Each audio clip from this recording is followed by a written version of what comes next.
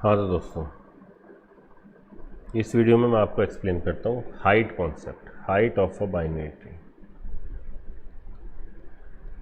Height of a B tree, B tree कह रहा binary tree. ठीक है दोस्तों, कि हाइट कैसे कैलकुलेट करते हैं। तो पहला मैं अब इसके अंदर रिकर्शन यहाँ पे इंक्लूड करने वाला हूँ चीज़ें। ठीक है, तो ट्री की हाइट क्या होती है सबसे पहले समझते हैं हाइट कॉन्सेप्ट क्या है। जैसे कोई आपका ट्री है, binary tree, A B C D E F G. देखो हाइट क्या होती है कि रूट नोड, जो हमें पता है टॉप मोस्ट नोड क्या था, रूट नोड। रूट नोड से किसी भी लीफ नोड की मैक्सिमम नंबर ऑफ एजेस +1। तो हाइट ऑफ अ ट्री होती है a maximum number of edges between root to any leaf node. अगर मैं कहता आई +1, ठीक है, तो क्या होती है हाइट कि a maximum number of edges from root to leaf node +1। तो इस ट्री की हाइट कितनी होगी, 1 2 3, तो नंबर ऑफ एजेस 3 + 1 = 4। तो इस ट्री की हाइट दोस्तों क्या है, 4। अगर मैं कहता हूँ कि मेरा एक ट्री है जिसमें केवल एक ही नोड है, तो इसकी हाइट क्या होती है दोस्तों, 1। A tree which has only 1 node should have a height 1। ठीक है दोस्तों, तो हाइट क्या होती है, a maximum edge between root to any leaf node, root to any leaf node +1। ये होती है आपकी हाइट ऑफ अ ट्री। ठीक है, अब समझ में आता है सर यहाँ तक कि हाइट ऑफ अ ट्री कहते हैं maximum edge between root to leaf node +1। इसको बोलते हैं ट्री की हाइट। सर ये कैलकुलेट कैसे करें, कैसे हम इसकी कोडिंग लिखेंगे, इम्प्लीमेंटेशन कैसे करेंगे। माना ये कोई ट्री है आपका 15 20 देन 25 देन 30 40 50, इसको दे दिया 60 70। तो अगर मैं पिक्चर फॉर्म में देखूं तो मेरी इसकी हाइट कितनी आती है दोस्तों, इसकी हाइट आएगी 1 2 3 4 +1 5 हाइट। ठीक है, तो अब मैं देखता हूँ इसको इवेल्युएट कैसे करते हैं। समझो कि आपने अपना कोई हाइट फंक्शन बनाया, आपने सबसे पहले रूट का एड्रेस पास किया, रूट नोड का। ठीक है, अगर रूट में आपके इनिशियल वैल्यू जो आपने नल ली, आपने रूट की वैल्यू पास करी, तो आपने क्या करा कि भाई अगर रूट नल नहीं है, अगर नल है तो मैं 0 रिटर्न कर दूंगा हाइट, अगर नल नहीं है तो कम से कम एक हाइट तो होगी। ठीक है, बाकी हाइट क्या होगी, आप कहते हो सर मैं हाइट फंक्शन इसके लेफ्ट सब ट्री पे कॉल कर दूंगा, इस नोड के राइट सब ट्री पे कॉल कर दूंगा। ये लेफ्ट सब ट्री और राइट सब ट्री में जो मैक्सिमम हाइट होगी उसमें एक जोड़ के रिटर्न कर दूंगा, क्यों, इस नोड की हाइट भी तो ऐड होगी। तो आपने क्या कहा कि सर अगर मुझे कोई नोड पास किया हाइट फंक्शन में, तो मैंने क्या करा, सबसे पहले अगर वो नल नहीं है तो मैंने क्या कहा कि मैं उसके लेफ्ट सब ट्री की हाइट निकालूंगा, उसके राइट सब ट्री की हाइट निकालूंगा, इसमें जो भी मैक्सिमम होगा उसमें एक जोड़ के रिटर्न कर दूंगा, क्यों, पेरेंट नोड की भी हाइट आपको इंक्लूड है। अब मैं पहुंचा सर इस नोड पे, रिकर्सिवली मैंने कॉल किया, मैंने फिर कॉल किया कि भाई एक हाइट तो इसकी, अब ये हाइट फंक्शन कॉल करेगा लेफ्ट सब ट्री पे, हाइट फंक्शन कॉल करेगा राइट सब ट्री पे, इन दोनों में से जो भी मैक्सिमम होगा उसमें ये एक जोड़ के रिटर्न कर देगा, क्यों, अपनी हाइट भी इसकी नोड की हाइट सिंगल। अब आप पहुँचे इस पे, इसने फिर से कॉल किया अपने लेफ्ट सब ट्री को, इसने कॉल किया राइट सब ट्री को, तो इसमें जो भी मैक्सिमम होगा उसमें ये एक जोड़ के रिटर्न कर देगा भाई अपनी हाइट। अब देखो इसका लेफ्ट सिटी नल, तो आप क्या रिटर्न करोगे, 0। तो हमारा जो हाइट फंक्शन है सर हमने उसमें पास किया है रूट का एड्रेस, तो हमने उसे टेम्प में कैच कर लिया। अब देखो जब मैं यहाँ पे हूँ, मैं हाइट फंक्शन में आर्गूमेंट पास करूँगा इसके लेफ्ट चाइल्ड का, अगर नल है तो क्या रिटर्न कर दे भाई, 0 रिटर्न कर दे। तो आपने कहा हाइट क्या है, रिटर्न टाइप इंट। तो हमने कहा if temp equal to null, अगर टेम्प की वैल्यू नल है तो हाइट क्या रिटर्न कर दो सिंपली मेरे को, 0। तो ये क्या है, मेरी बेस कंडीशन। ये आपका रिकर्सिव फंक्शन लिख रहा हूँ मैं हाइट, तो ये मेरी क्या है, बेस कंडीशन। जैसे यहाँ पे आप पहुँचे इसकी हाइट, इसके लेफ्ट पॉइंटर की वैल्यू नल, तो ये रिटर्न करेगा 0, राइट पॉइंटर नल, ये रिटर्न करेगा 0। मैं क्या चेक करूँगा, अब इसके लेफ्ट सब ट्री की और इसके राइट सब ट्री की हाइट मैक्सिमम जो है।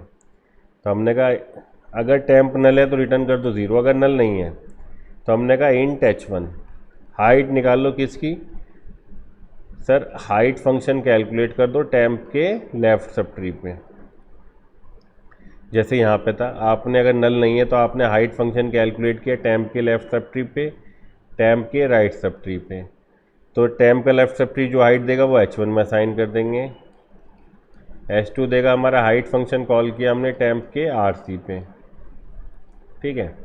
तो टैम्प के lc और rc पे आपने हाइट फंक्शन कॉल कर दिया, ठीक है। चलिए आगे बढ़ते हैं। अब हमारी वैल्यू क्या रिटर्न होगी, इस लेफ्ट सब ट्री और राइट सब ट्री में जो भी हाइट मैक्सिमम होगी उसमें मैं इस नोड की +1 हाइट जोड़ के रिटर्न कर दूंगा टोटल ट्री की हाइट। तो मैंने कहा भाई इसके लेफ्ट सब ट्री की जो भी हाइट आएगी, इसके राइट सब ट्री की जो भी आएगी, उसमें हम मैक्सिमम जो भी वैल्यू होगी उसमें एक जोड़ के रिटर्न कर देंगे। क्यों, पेरेंट नोड की हाइट भी तो ऐड करनी है आपको, ठीक है। अब ये लेफ्ट सब ट्री क्या करेगा, ये भी रिकर्सिव कॉल करेगा। यही फ़ायदा होता है ब्यूटी का रिकर्शन का। एक बार आप समझ लो कि इसकी बेस कंडीशन क्या है, कैसे आपको कॉलिंग करनी है, तो आपको रिकर्शन समझ में आता है। फिर हमने चेक किया if h1 greater than h2, अगर बड़ा है तो रिटर्न क्या करूँगा, लेफ्ट सब ट्री की हाइट h1 +1 रूट की हाइट, पेरेंट नोड की हाइट। एल्स क्या रिटर्न कर दूंगा, h2 +1, क्योंकि हाई वैल्यू तो रिटर्न करनी है मेरे को, दैट्स इट।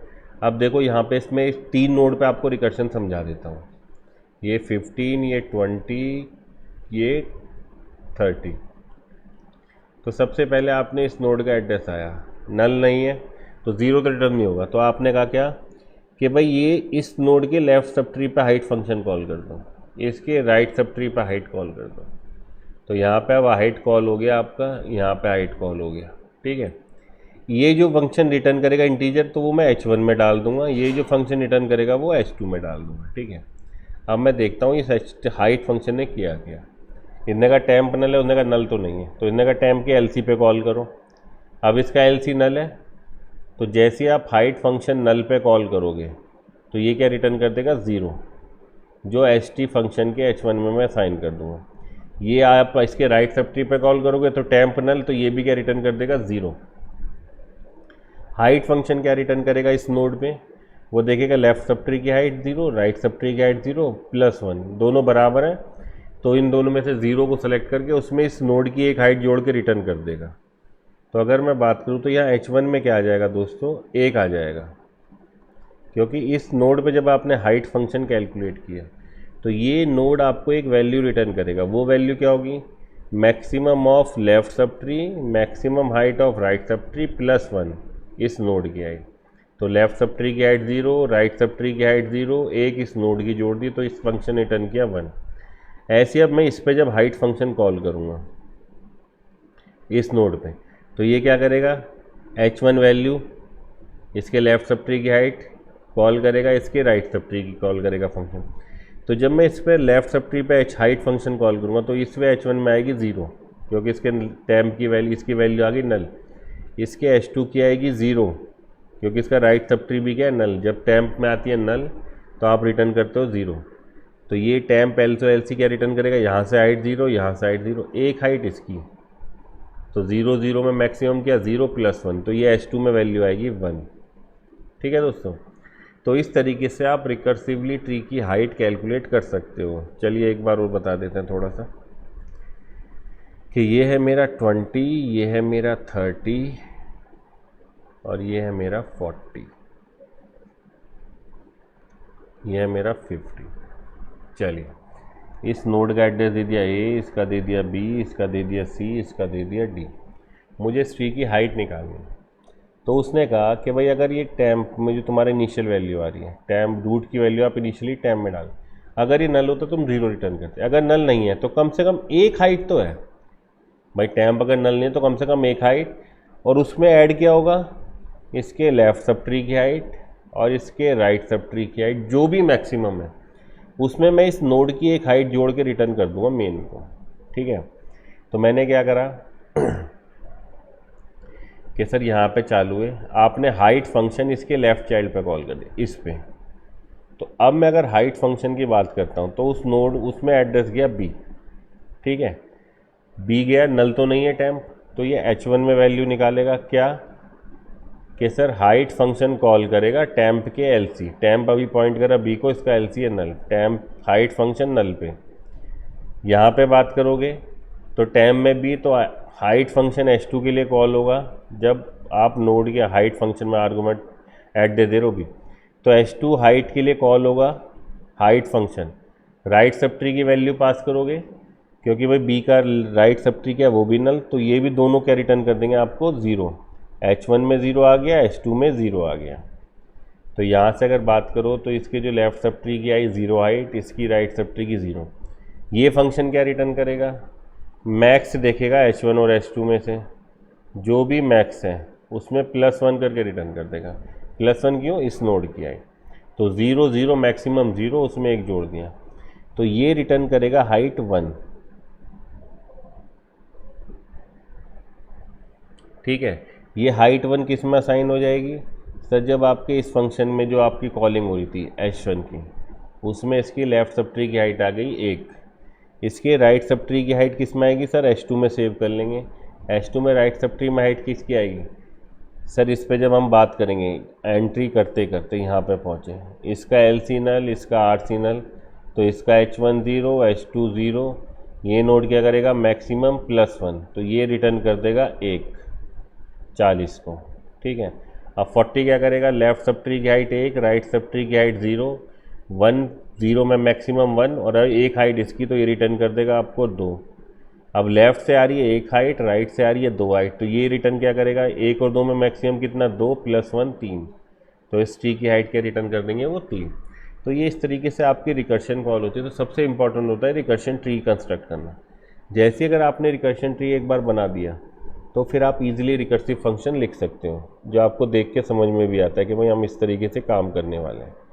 ठीक है दोस्तों, रिकर्शन की ब्यूटी क्या है, छोटा सा कोड और आपके लिए बहुत काम करता है, पूरे ट्री में वो ट्रैवर्स कर जाएगा और फाइनली आपको हाइट कैलकुलेट करके दे देगा। अगर वीडियो अच्छा लगा हो तो लाइक कीजिएगा। चलिए, थैंक्स फॉर वॉचिंग।